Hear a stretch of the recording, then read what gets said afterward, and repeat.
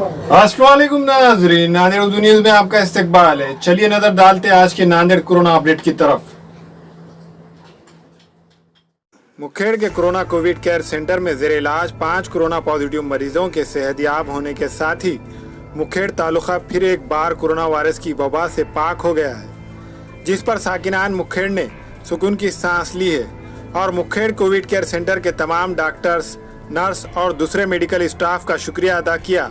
गुज़िश्ता माह की 18 तारीख को मुखेड़ में कोरोना का पहला पॉजिटिव मरीज पाए जाने के बाद साकिनान में दहशत फैल गई थी।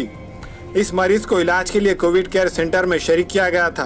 विठोबा मंदिर गली के एक ही खानदान से ताल्लुक रखने वाले 8 अफराद के कोरोना पॉजिटिव होने से खौफ का माहौल पैदा हो गया था।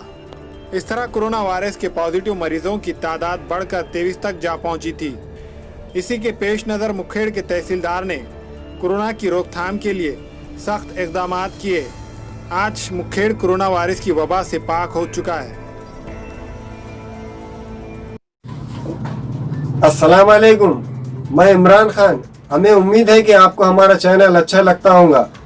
लेटेस्ट न्यूज़ के लिए देखते रहिए नांदेड़ उर्दू न्यूज़, और न्यूज़ के पसंद आने पर लाइक, शेयर और सब्सक्राइब करना ना भूलें।